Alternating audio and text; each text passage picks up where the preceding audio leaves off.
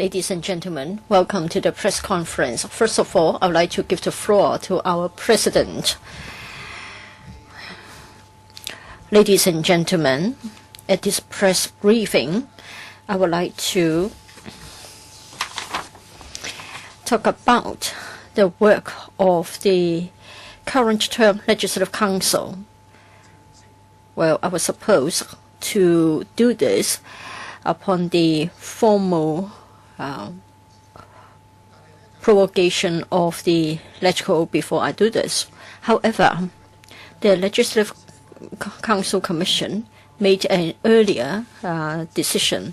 That is, once the Council stands provoke all members, whether we stand for re-election, should not, during the prorogation of the Council, call any press briefings or be interviewed by the media within this Council building. This is not a legislative provision, but then it is a decision of the LegCo Commission, so as to prevent serving members being able to use the facilities of the LegCo building so as to stand at an unfair advantage over the other candidates during the general election of the LegCo.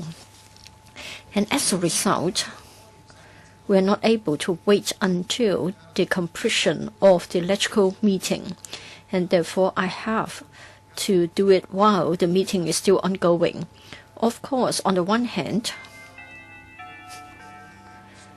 for the figures that I'm going to talk about in a moment, they will not include the details or reflect the situation between now and midnight today.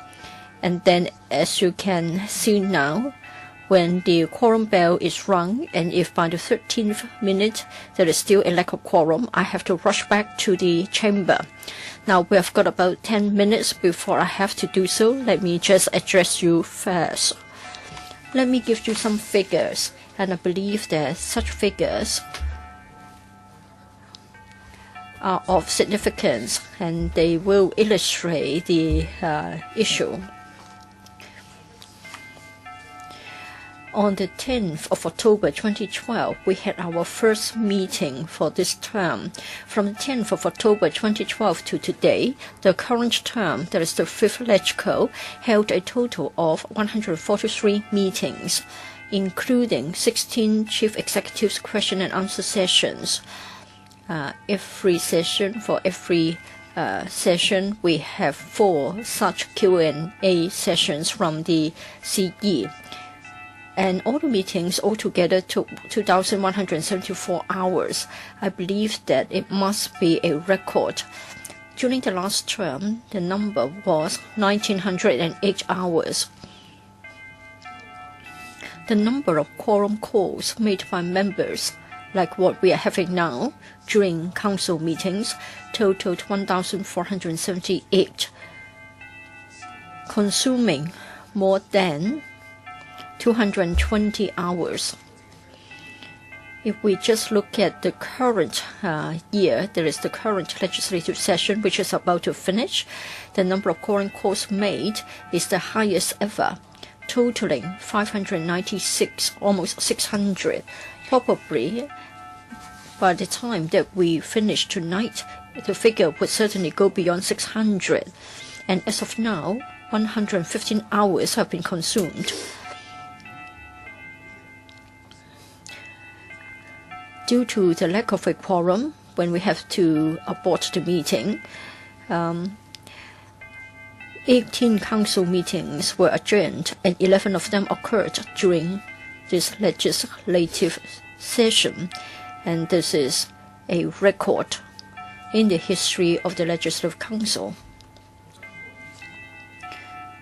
But still, in this term, on bills, the government introduced 89 bills, and the Council passed 83 of them.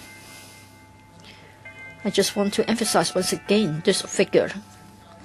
That is, for the 4 years in this term, the government altogether introduced 89 bills, among which 83 were passed.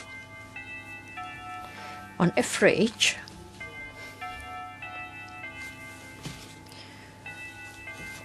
we passed over 20 bills in a single session. Among the bills passed, 47 were passed with amendments, and the remaining 36 without amendments.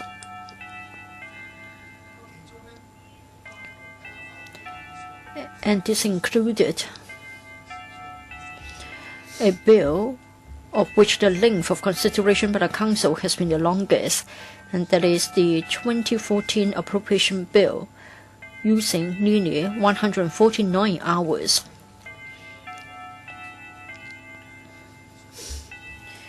So we are merely talking about the time spent at the Council meetings. In addition, one bill was negatived. One could not be further dealt with due to the passing of a motion to adjourn the proceedings of Committee of the Whole Council.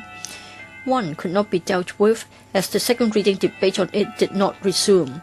Probably you recall which bills they were. For the bill negatived, it was Marriage Amendment Bill 2014. I think that's about the case of W.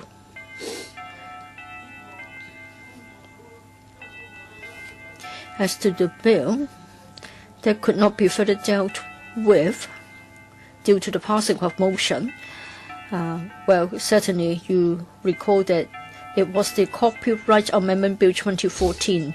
For Employment Amendment Bill 2016,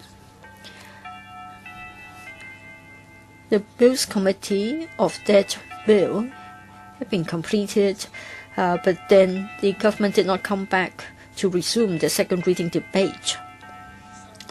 As to the bill that is being dealt with currently, that is Medical Registration Amendment Bill 2016, I'm sure you all know that members are still struggling in the chamber.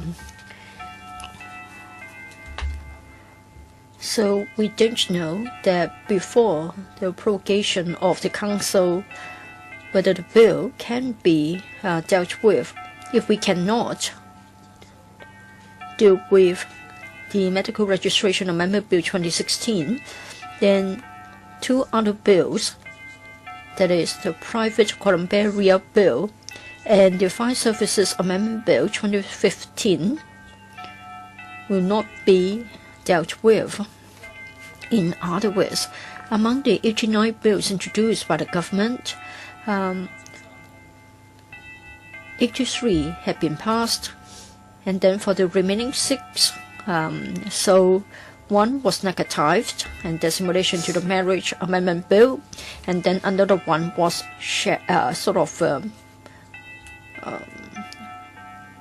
deferred, and that's the Copyright Amendment Bill, because the motion to adjourn the proceedings was passed, and then there was the Employment Amendment Bill 2016. The second reading debate was not resumed, and then for the remaining 3, it depends on the proceedings today. Apart from government bills, we have received 3 members' bills, 2 of which have been passed, and 1, which is a bill to be moved by Mr. Ng Leung Sing, namely the Bank of Communications Hong Kong Limited Merger Bill. By the looks of it, we will not be able to deal with it. So these are the government bills and members' bills dealt with by this term of the Legislative Council. On subsidiary legislation, the administration tabled altogether 557 items of subsidiary legislation subject to the negative vetting procedure in this term, out of which 544 were passed without amendment and 13 with amendments. That means All 557 items have been passed. 13 of them were passed with amendments. In addition, 55 motions were moved by the administration to approve or amend subsidiary legislation subject to the positive vetting procedure. They were all passed. All 55 motions subject to the positive vetting procedure were all passed. There is one, which is proposed by the administration on amending the method for selection of the chief executive, that is the constitutional reform. It required the majority, two-thirds majority of LegCo members' support before it can be passed, and it was negatived. There is also one procedural item. The administration proposed a motion under Rule 91 of Rules of Procedure to suspend Rule 18(1) of the Rules of Procedure, that is to change the order of business on the agenda, and it was passed. That is in relation to the order of business proposed by the government, the administration. In relation to members' motions, there are 5 motions for amending the ROP, the Rules of Procedure. They were moved by members in this term. 4 of them were passed. That is one under Rule 83A in relation to amendments to disclosure of the personal pecuniary interest. And I heard that initially when members discussed the matter, they were agreed. However, when it was put to the Council, it was negatived. There is one motion that is also for amending the ROP. It has been submitted by members, but it is likely that it won't be dealt with due to the prorogation of the term. Members also moved 18 motions seeking to invoke the Legislative Council Powers and Privileges Ordinance. 16 of them were negatived. As you know,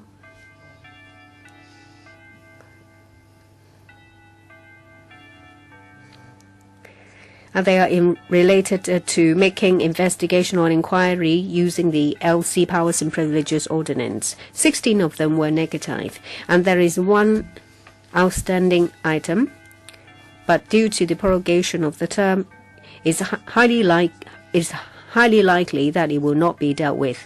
In addition, there is one member's motion under Rule 91 of the ROP to suspend Rule 23(2) and 3 of the ROP. It was negatived.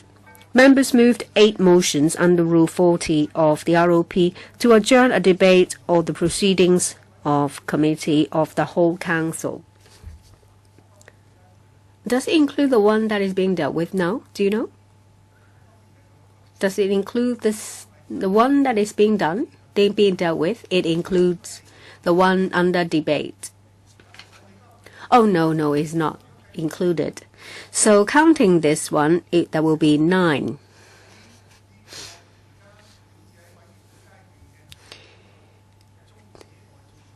It's a motion to adjourn during a committee stage, or motion to adjourn during second reading. As I've said, there was one that was passed. That's in relation to the Copyright Amendment Bill. It means that it has been put aside. Members also moved 2 motions under Rule 55(1)(a) of the ROP for committing 2 government bills to 2 select committees. As you know, they were all negatived. In this term,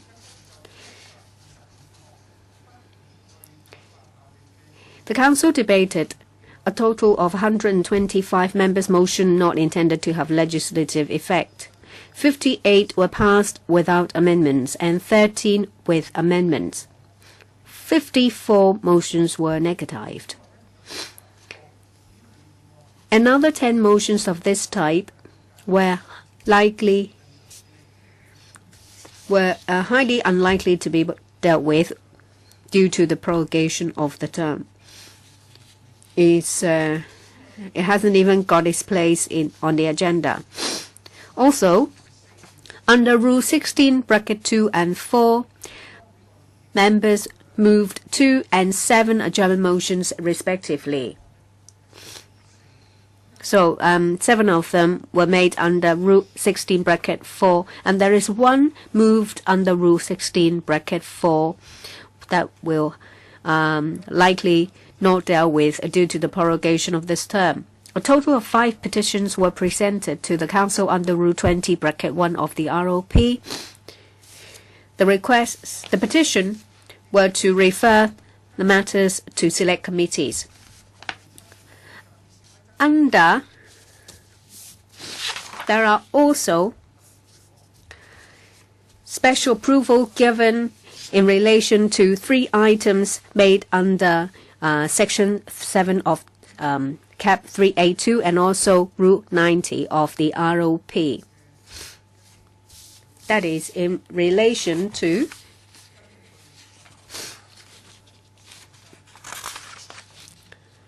that is to request for special leave of the Council to give evidence of Council proceedings under Section 7 of the Legislative Council Powers and Privileges Ordinance, Cap 3A2, and Rule 90 of the Rules of Procedure. 3 of them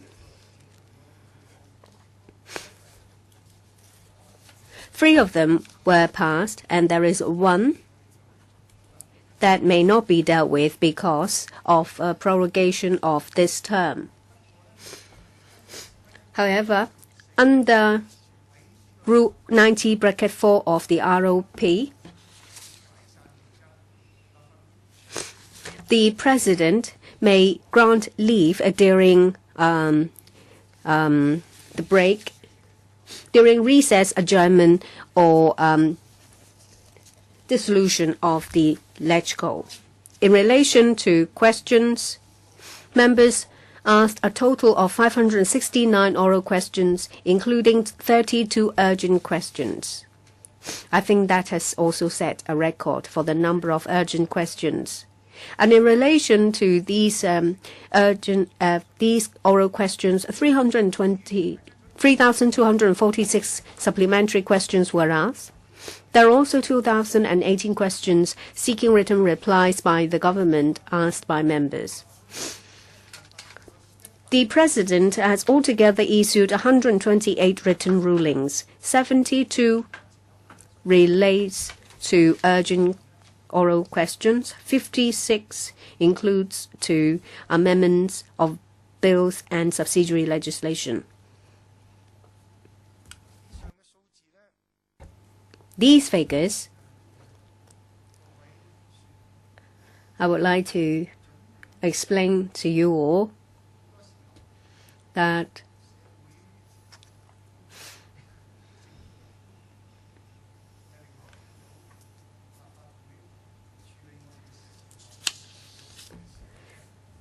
government officials, members of the public,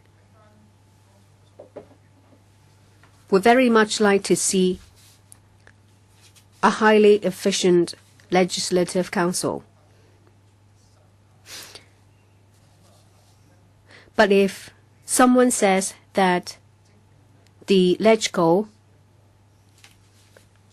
cannot function properly or the LegCo has failed its duty, it will not be fair. I understand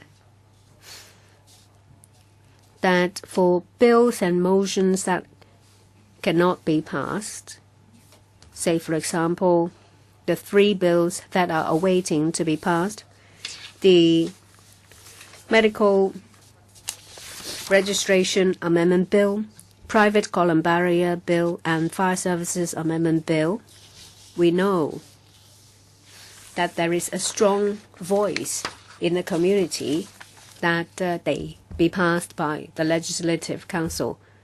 But things are not looking good. In relation to the Copyright Amendment Bill, it was controversial.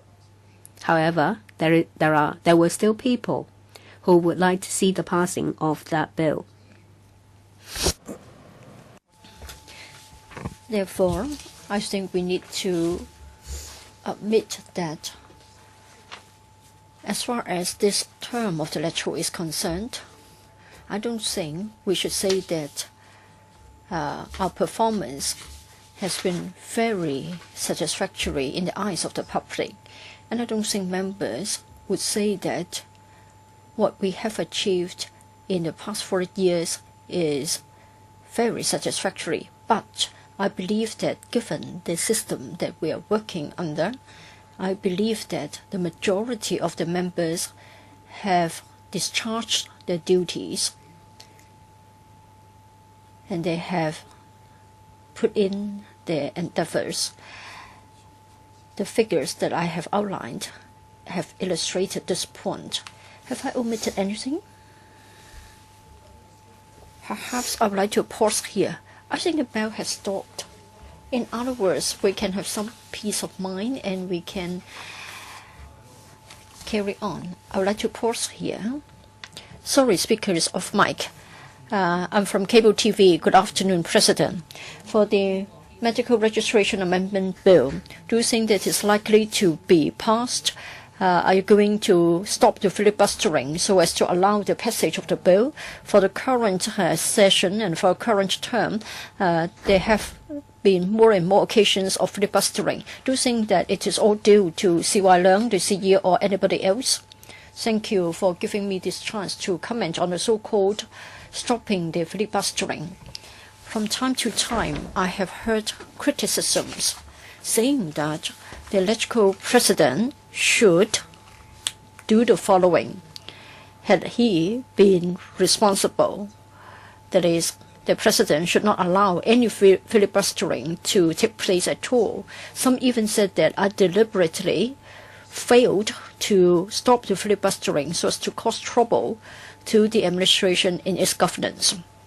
I want to say that anybody, including myself, who is the President of the LegCo, must follow the rules of procedures and the law in discharging our duties. The rules of procedures, the basic law, and the relevant rules and regulations have not given a right to filibuster to the members of the LegCo. I think this point is clear from the judgment of the court. At the same time, the rules of procedures, the basic law, and the relevant laws, at the same time, have not given the President of the LegCo an absolute and an arbitrary right to stop the filibustering.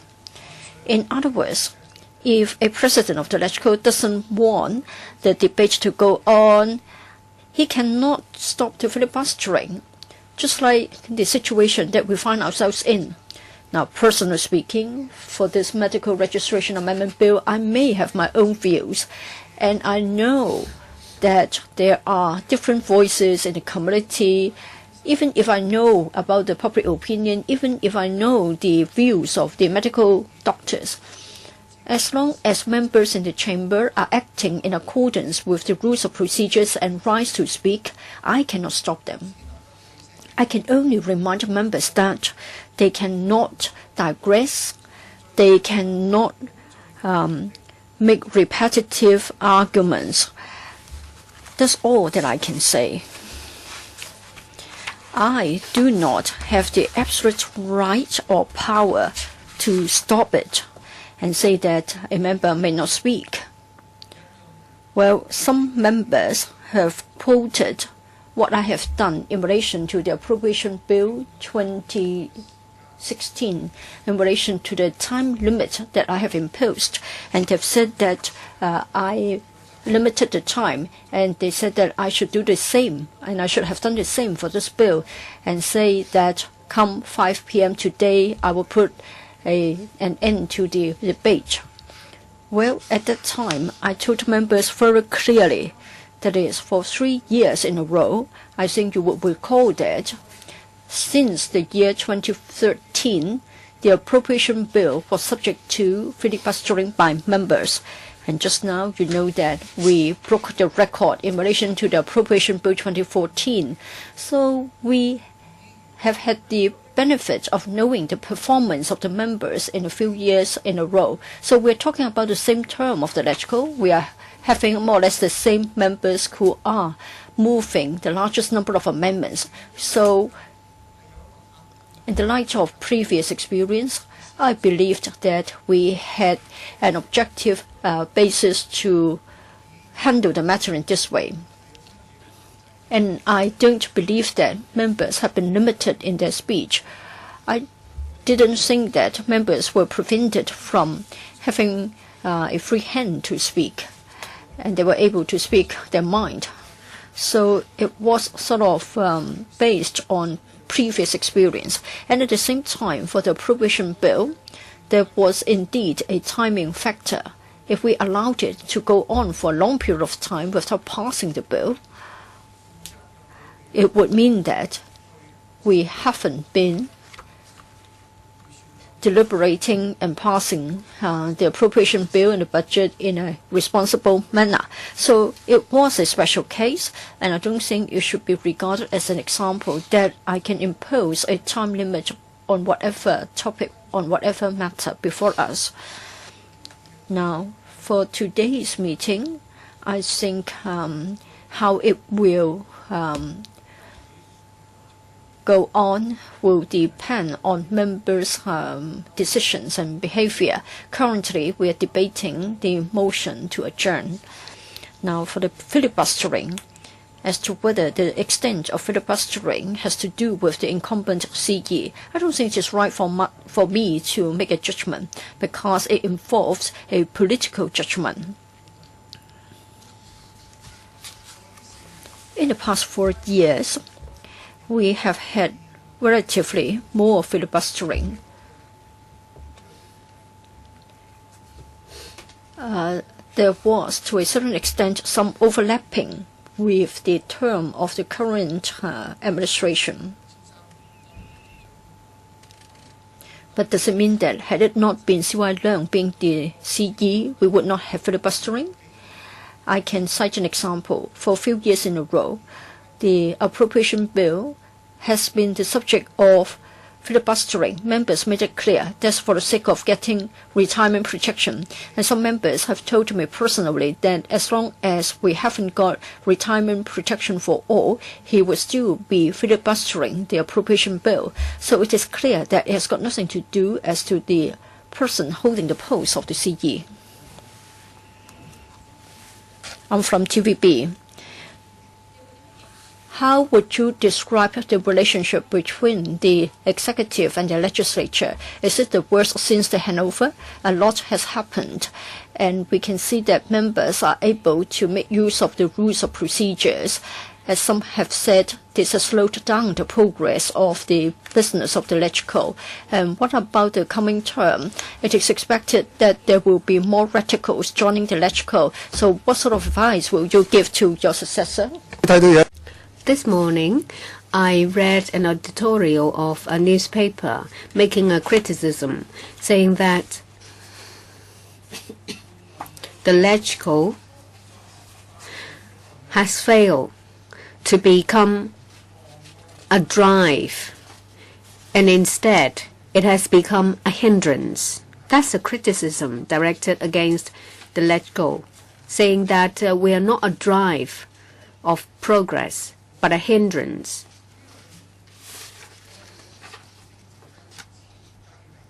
But that is the design of our political system. As you know, that in the legislature, members are under very strict rules when moving a member's motion, and in relation to government bills, they may not make any amendments that would result in an increased spending on the part of the government. So it's not the case that if there is a certain policy to be implemented, the LegCo has the power to do so. We don't have the power to create. As you see that over 90% of the bills were moved by the administration. Very few were moved by members. And under the basic law, well, it is the duty of the executive to formulate and implement policies. It's our function to formulate and to scrutinize a bill. Without the legislature, there won't be anyone to scrutinize or negative government bills. Of course, the efficiency will be much higher, but the current design is that the main function of the legislature is to monitor the government.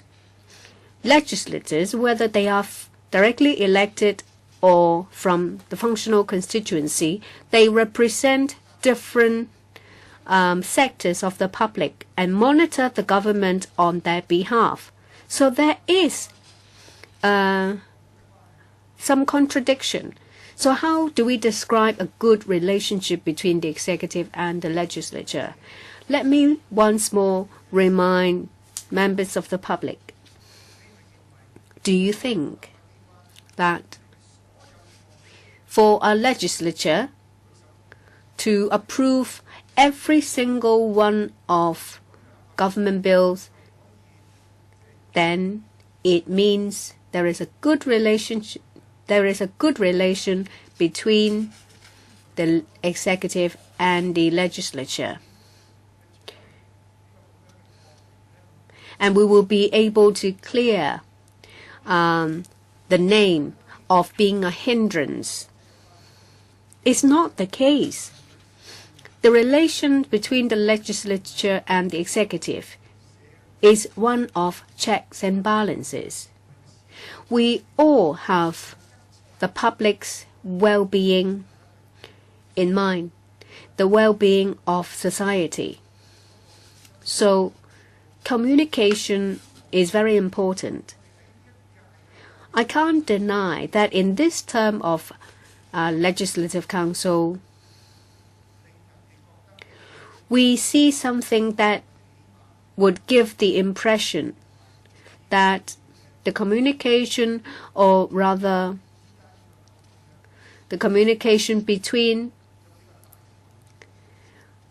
different camps in a legislature, say for example the pro-government ones and the opposition, have been poor. Say for example when the chief executive would like to hear members' view on a policy address, some political parties boycotted this exercise.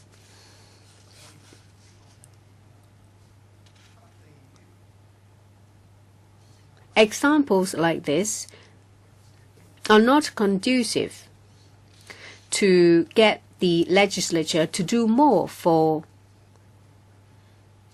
the people. I hope that this will change in the new term.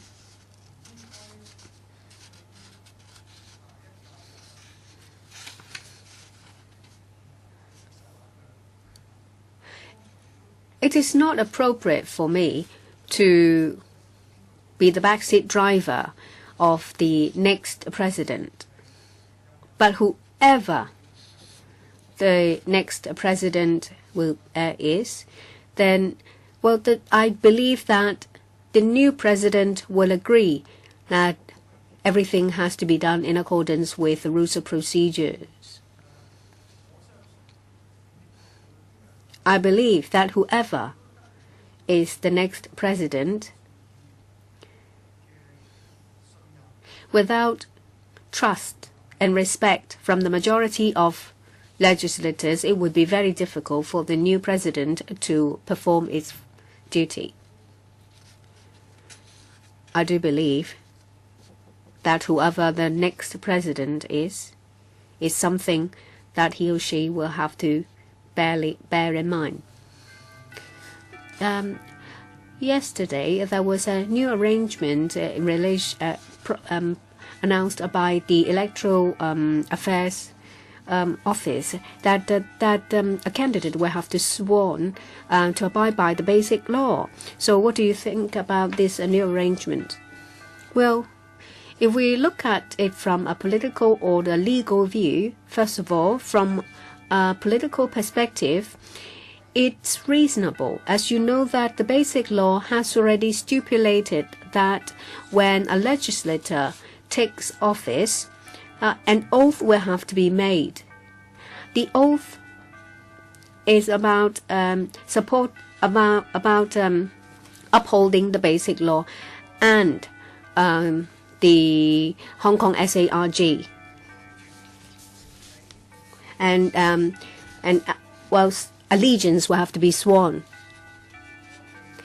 If a candidate openly said that he or she will not uphold the basic law and swear allegiance to the Hong Kong SARG, the Hong Kong SAR, if that candidate is elected, that means that prospective legislator will have to make an oath that contradicts to what he or she said in the manifesto. How can it be reconciled? So I do believe that from a political perspective, making a clear undertaking when someone decides to run is reasonable. And we've often said that the rule of law is a very important basis. All rules and regulations, restrictions will have to be supported by the law. If there is a new arrangement, naturally, one will ask, if a candidate refuses to sign such an undertaking, what will the consequence be? And if that person's right to stand in an election is taken away, then one is entitled to ask, based on which provision of the law can you do that? Well, the government has not explained, and I haven't looked into it. So on the legal perspective, I can't give a sure answer. But if someone refuses to go through that procedure, and as a result his or her right to stand in an election is taken away, then there should be some legal basis. On your part, that you've been unable to build a better relationship between your colleagues here and with the central government. And secondly, on the EAC form, do you think that maybe barring candidates who might advocate independence, do you think that's healthy for our political development? Your first question, definitely. If there is one thing during my tenure as president of the LegCo that is most regrettable, it is my failure to help establish a more productive, conciliatory relationship between various political groups, especially the pan-democrats and the central government. I believe for one country, two systems to work at all, we need this relationship between the legislature, the whole of the legislature, and the central government. After all, there is hardly anything discussed in the Legislative Council which is not related to mainland affairs. I am very glad that the head of the Hong Kong Macau Affairs Office, Mr. Wang Guangya, has said, he said recently that most of the pan-democrats are part of the establishment. 泛民都係建制 pan-democrats are also part of the establishment, which is, of course, is very true. members of this legislature were elected in accordance with the basic law and laws of the SAR, and they are performing their duties as provided for in the basic law. Of course, they are part of the establishment. They are members of the Legislative Council of the Hong Kong Special Administrative Region of the People's Republic of China. They are part of the establishment. And being so, I think it is very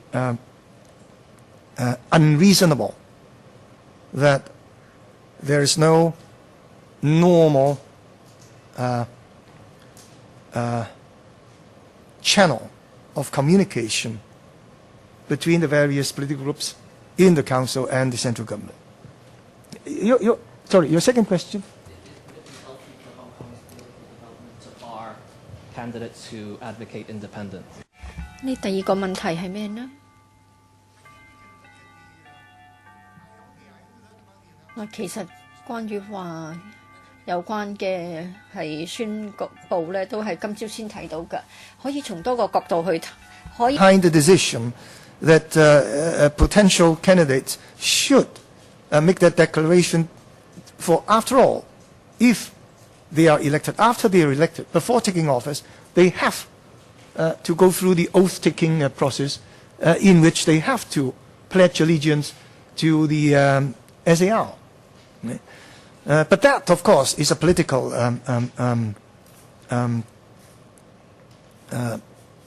judgment. In order to bar someone from taking part in an election, because, again, according to the basic law, I think a Hong Kong permanent resident satisfying certain conditions has the right to become a candidate. To strip someone of this right, I think there must be a legal basis. So people are bound to ask, what is the law on which this requirement is based? I have not made any in-depth study into the question, so it is not for me to answer on this legal point. Apple Daily, thank you, Mr. President. During your 8-year tenure, what is your most regrettable item that you have omitted to do, and what is the matter that you have the greatest pride in? 8 years ago, when I started to take office as the president, I had this idea in mind. I thought I should work hard to build a normal channel of communication between the various political parties and alliances in the LegCo and the Central People's Government. In the past, we had certain examples. That is, when the LegCo had to discharge our normal duties, say for example, when we would like to form a delegation to go to the mainland on a duty visit, some members were not able to go, and as a result, the tour was cancelled, and this happened on more than one occasion. And I don't think this is reasonable, and I don't think this should be the case. This shouldn't be the case, actually. And actually, day in, day out, the LegCo has been discussing businesses, and I don't think any of them has nothing to do with the mainland. Therefore, we need a good communication channel before we can properly discharge our duties. Well, in fact, we have mainland officials coming to Hong Kong to visit, and they have not been aware of this. They have regarded it as something natural. For the legislature in Hong Kong, as well as the NPC, both at the national level and at the provincial level. They have asked about our exchange activities. And I told them that we basically didn't have any of such activities, and they were surprised. And for me, for us to have one country, two systems to be practiced successfully, I think, as Wang Ya has said, the majority of the political parties uphold the basic law and support the basic law. Whoever that has been elected to this LegCo is also part of the establishment, and there should be a good channel of communication. But unfortunately, for the past 8 years, I don't think I can say that the progress has been satisfactory. But of course, in the past 8 years, there were times that we were able to have good exchanges. I myself also went to the mainland together with some members for visits, and every time members were happy with that, irrespective of the political background. Upon return from the mainland, they all felt good about the visits, but unfortunately that has not become something which is regular and normal. As to what I'm proud of, I don't think I have any to talk about. Well, I have tried to put together a few words to say before the prorogation at 12 midnight today. I had tried to say that for me to be the president of such an excellent legislative council is an honor and is very satisfying. But then, looking back at what happened in the past few days, I think such feelings have weakened, and I'm afraid that the mood before we end our business tonight would not allow me to say such words. But that was what I had wished to say from the bottom of my heart. But then, if I were really to say so tonight, I think people won't take them as true words. President, just now you have said that as far as the relationship and communication between the legislature and executive, as well as between Hong Kong and the mainland, you would like to see some changes. Now, for the new LegCo to be formed, do you have any ideas as to how this can be done? And you have also talked about the many records that have been broken by this LegCo. You have been in politics for about 2 decades. Do you think that this is the most difficult time for the LegCo, and do you expect more records to be broken in the new term? Let me take your second question first.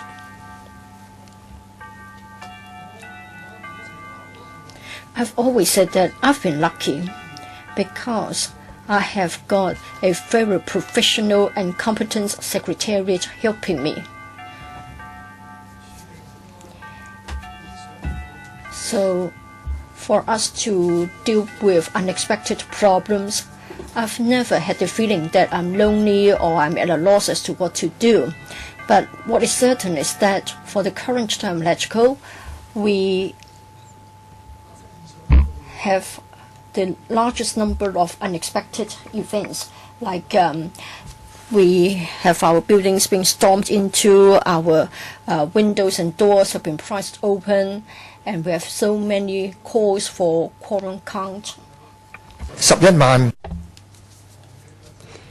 And the 110,000 amendments. I would like to take the opportunity to talk about this. Well, more than one person have heard that I have not even looked at the 110,000 amendments and rejected them. That is not the case. The Secretariat would not allow me to do that. When I receive members' amendments, I'm not allowed to not look at them and reject them. So if you're interested, I am very happy to tell you how we deal with the 110,000 amendments and how the Secretariat and I myself have gone through them. We don't have to go through all 110,000 of them. You only have to look at some of them, and then you realize you don't have to go through all of them. But it doesn't mean that we have slighted them or we have given them any less importance.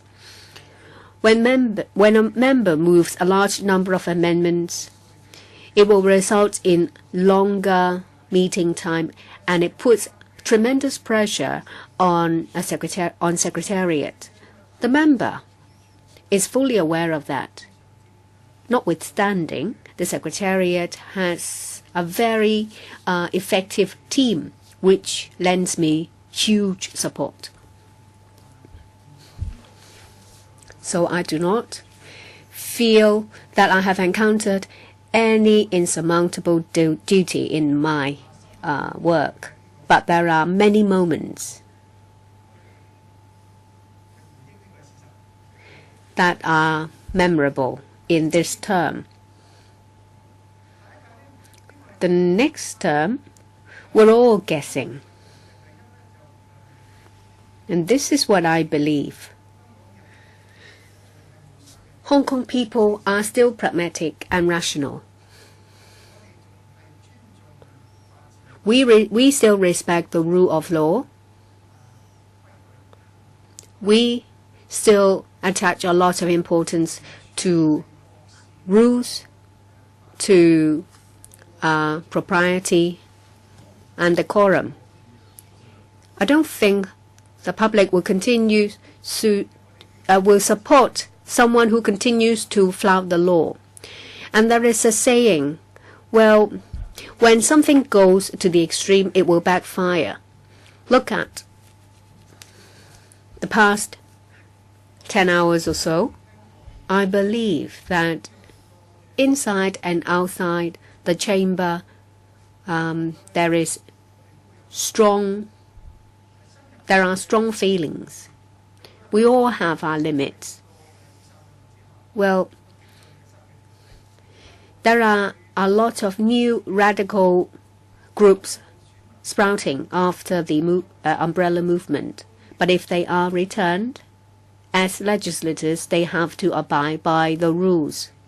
When they enter the chamber, they have to act in accordance with the rules of procedure. Breaching the rules of procedure will be dealt with by the new president. I do not believe that the Legislative Council will become anarchy, will fall into anarchy. I don't believe that. Sorry, speakers of mic.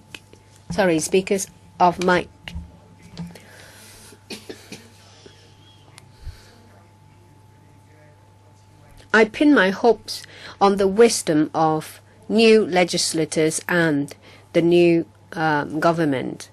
In the past, if the strained relation between the executive and the legislature is a result of someone's attitude and behavior, we will take stock of what happened in the past few years and learn from it. We must learn that if we continue along the same path, everyone will lose. It won't do any good to the relations between the legislature and the executive. It will not do any good to the Legislative Council, and it will not do any good to the people of Hong Kong. I'm sure we will find a way. You have given us a lot of figures about quorum calls and filibustering. Filibustering members often said that they are reluctant to filibuster, but they are given no choice because the administration refused to listen to them. Say, for example, the Copyright Amendment Bill. Well, because of filibustering, the administration changed its stance. So it's not just the legislators will have to change. The executive will have to change as well. Another question is about the next president. A lot of people ask you what word of wisdoms you will pass on to the new president. There are a lot of speculations on the next president. Some people say that the post should be filled by a directly elected legislature instead of one from the functional constituency, because they have because the person will have public mandate, and when it comes to stopping filibustering, they will face more pressure from the public. Say, for example, dealing with the company's ordinance amendment, and then they can deal with it with a more effective way. If you say that it's just the problem of the administration that results in filibustering on the part of legislature, it is unfair to put the blame on the government. As you know that these members are the minority in the council. So if the bill is put to a vote, it will be passed. So they have to filibuster to stop it from being passed. And if a bill is supported by the majority in the council, and if a minority group wants to stop it and use filibustering to force the government to withdraw it, then it's not fair to legislators and members of the public who support the bill. Let's look at overseas parliament. Other parliament have gone through a difficult period, and they could not extricate themselves from filibustering, and they agreed to change the rules of the parliament to impose restrictions on filibustering. We haven't reached that stage yet. In Hong Kong, whenever there are when some legislators and the administration come to a loggerhead, then there will be filibustering. Say, for example, the medical registration amendment bill, if the administration said they would withdraw it, I'm sure there will be heavy criticism raining on the government. What's your second point? Sorry, speakers off mic. As you know that after the reunification, the first Legislative Council, it was Mrs. Rita Fan who was the president. She was not directly elected, but I can say that she was widely supported by members from different groups. When I first became the president of the Legislative Council, there were doubts about my ability and my political affiliation. They thought that I would not be able to win the trust of members from other political parties. So whoever it is, there will be pressure from different fronts. Given the current political environment, a member returned by the functional constituency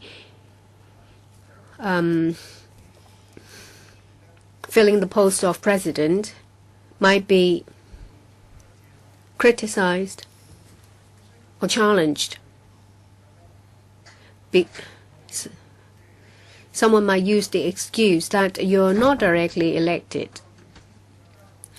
However, the president is someone who is supported by vote by legislators, and he or she will have the support of the secretariat, so there will not be any problem.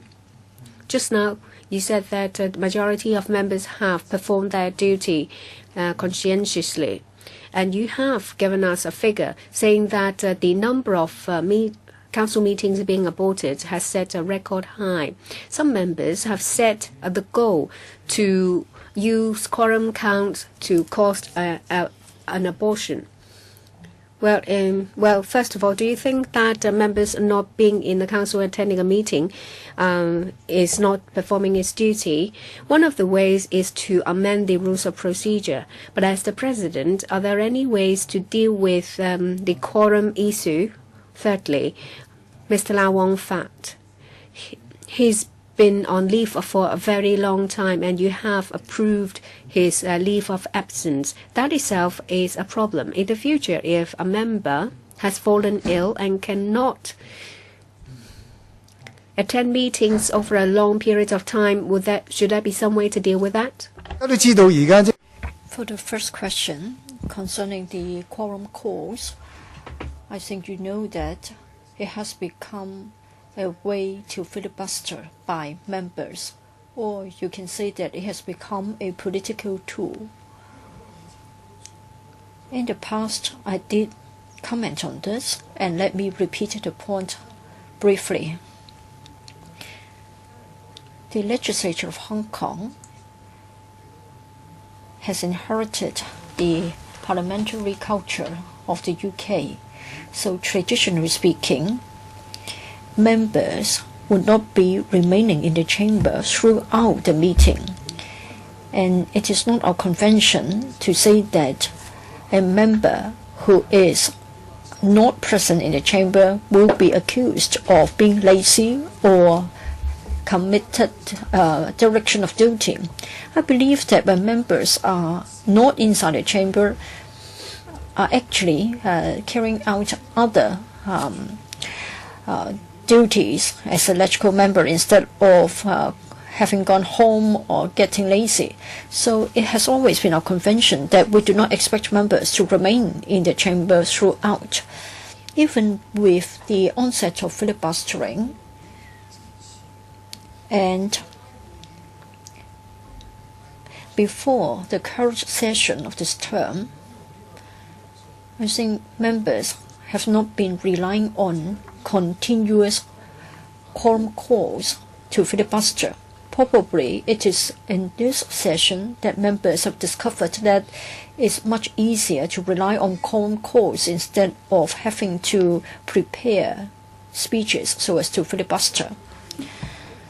And then for other members who have to remain in the chamber so as to form a quorum, I can understand their sentiments.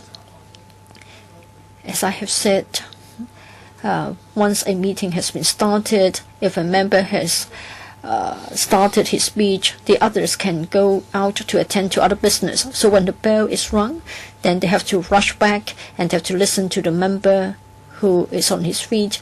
But then they may think that they are being forced to come back to remain in the chamber instead of attending to other meaningful business. I have already asked our Secretariat staff to consult the views of a number of legal experts, but then as a result of the brevity and simple words and simple requirements in Article 75 of the Basic Law, we have to live with this. That is, whenever a member asks for a quorum call, when there is a lack of quorum in the chamber, we have to summon members back to the chamber.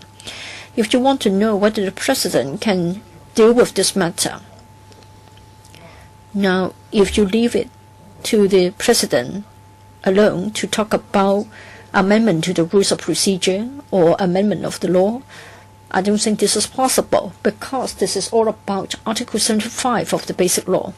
If the new President of the new term can have authoritative legal opinion to tell him that Basic Law 75, when applied to the meetings of the LegCo, can be interpreted in this way, that is, at the time that we start the meeting or when we put a matter to the vote, that's the only occasions that we need a quorum, then the matter can be resolved.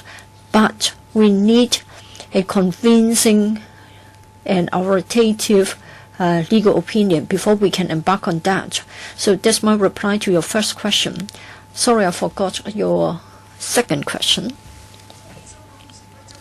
amending the rules of procedures. Well, probably it was at least 2 years ago that the proposal was made. I do believe that there is a need to amend the rules of procedures, but you will appreciate the difficulty.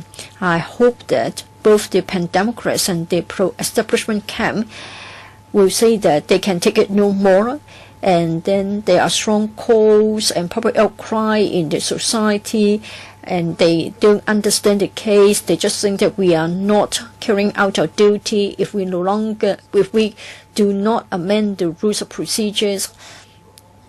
Then things won't work. Then it will be the time to make amendments. As to the quorum calls, I don't think we can deal with that matter by amending the rules of procedures. Rather, as I have said, this is about the interpretation of Article 75 of the Basic Law. As to the right to speak an unlimited number of times, I think we can amend the rules of procedures, but we must have the majority of the members who make a decision instead of leaving it just in the hands of the President alone. Did you have a third question? Speaker is off mic. Thank you for your question.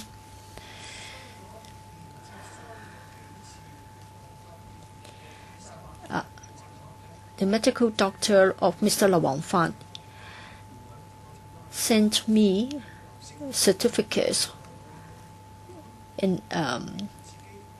for a number of occasions, saying that he was not fit to come back to the LegCo to attend meetings. According to the Basic Law, if a member has a reason to seek leave, he may do so. But the responsibility rests on me. I have to decide whether to give him the approval. I have to strike a balance. First of all, the member himself. I have received medical certificates from his doctor a number of times, and I've also received information from the member himself. I still cannot come to a conclusion that it is impossible for Mr. Lau to continue with his duty. That's not what the doctor said, and that's not his wish. That's the first point. Another point is that, of course, it's also a matter that we need to consider as to the duration of his leave that he has applied for. 3 months and then 3 months and then another 3 months. For those of you who have followed this issue, you would know that basically he has not come back for the current session. In the beginning, you may think that it's fine, but later on, you will also consider that the end of the term is approaching. If you decide that he cannot come back, it means that you are taking away his membership. That means we need to have a by-election. Will there be time to hold a by-election? Would it be in the best public interest? I think I have to consider this matter. So I've looked at all the factors, and I continue to approve his application for leave.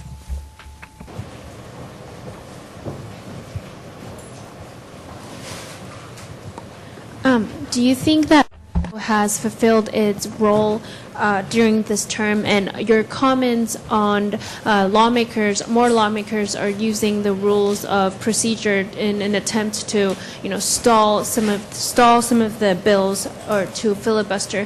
What do you think about that? During this term, you said there has been more filibustering, and also, do you foresee that as the situation for the next year? Pardon? Do you see this as the situation in the future? The Secretariat will provide you with the basic statistics. 有未啊？佢哋嗰啲數字有未啊？嚇有 OK yes you will be provided with the statistics.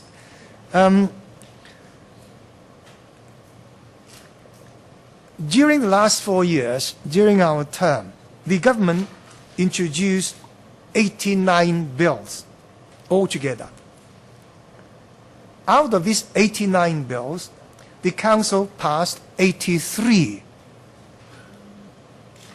So a very high percentage of the government bills actually successfully went through the Council.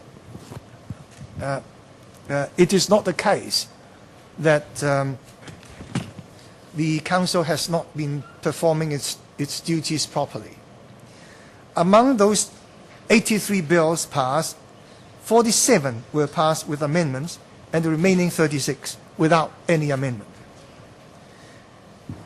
As for the subsidiary legislation, the administration tabled 557 items of subsidiary legislation subject to the negative vetting procedure. And of these 557 items, 544 were passed without any amendment. And the remaining were all passed with amendment. So there are, of course, bills and government proposals which the Council has rejected and which maybe many members of the public would like to see passed, including, for example,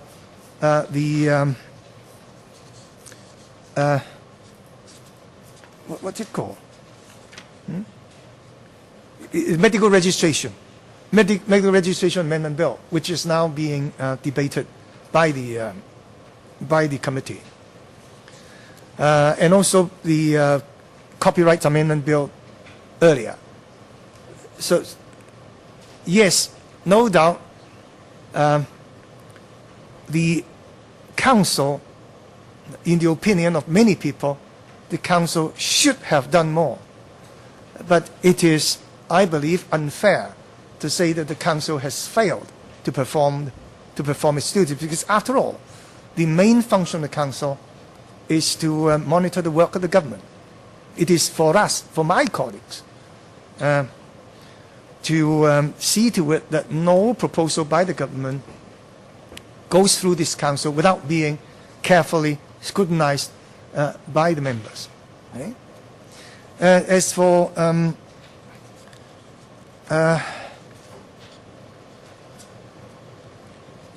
what's going to happen in the new Council, after the new Council is formed, I think it is everybody's guess. I only want to point out that all members, including the President of the Legislative Council, have to act in accordance with our rules. So there are the rules, there is the basic law and relevant legislation for us to follow. And anyone, regardless of his or her political stance, whether a member is a radical or a moderate, once inside the chamber, he or she will have to act in accordance with the rules. And the new president will be there to make sure that the proceedings of the Council will be proper.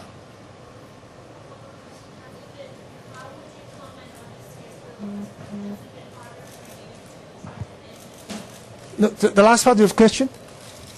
The filibuster? Yes? What?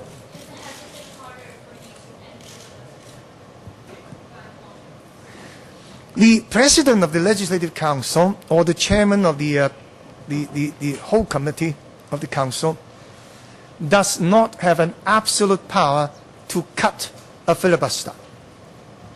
The President cannot stop a debate at will. If a debate is proceeding in strict accordance with the rules of procedure, then there is no way to stop it.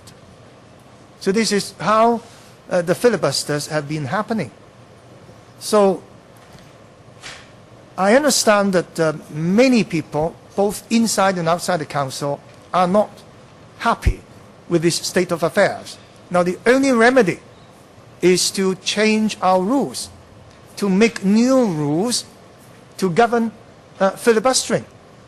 In other legislatures, in legislatures elsewhere, legislatures which have suffered from filibustering, they have, most of them, have made rules to make sure that if there is an overwhelming majority of the legislature who say we should stop it, then the filibuster shall stop.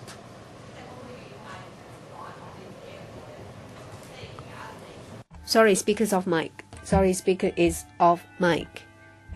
Sorry, speakers off mic.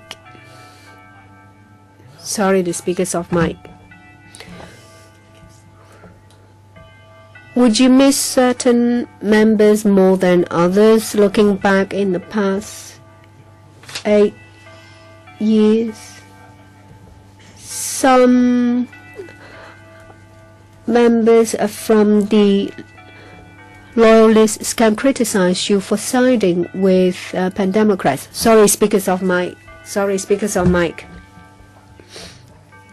First, I don't think I am partial towards the pan-democrats.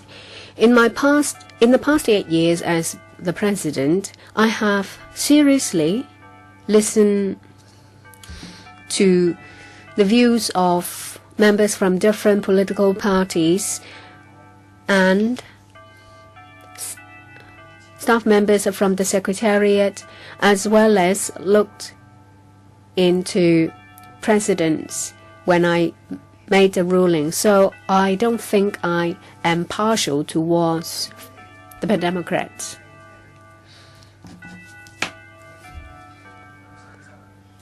I may think that I have been very careful, but I can't say that there is no ruling that I have not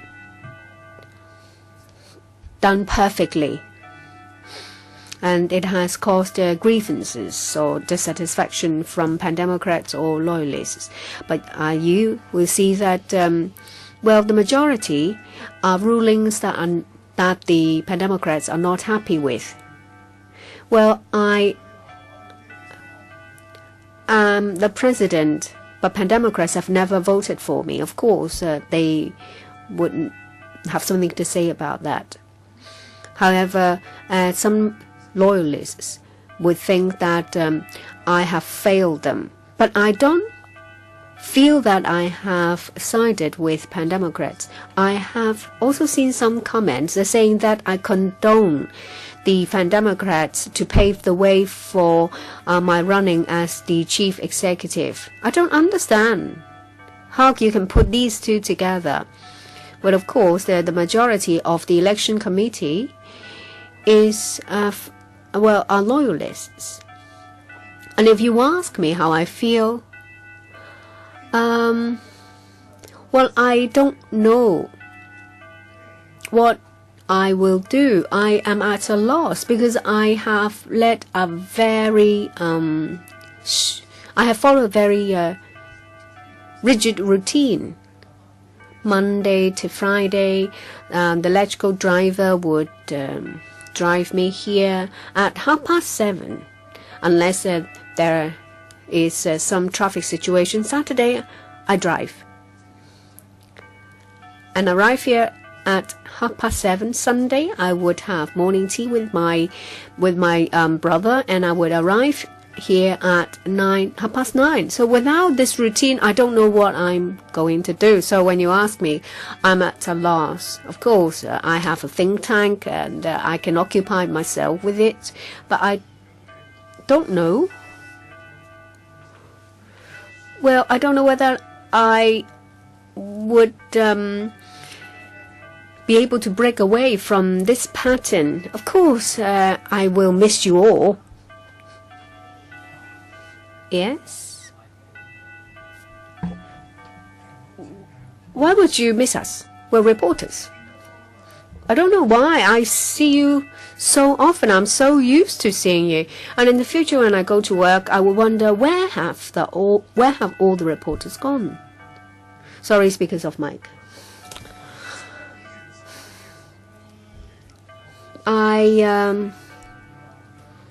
Well, I would like to meet all the fellow legislators, and the Secretariat will make arrangements. I think I have to go back. Thank you very much.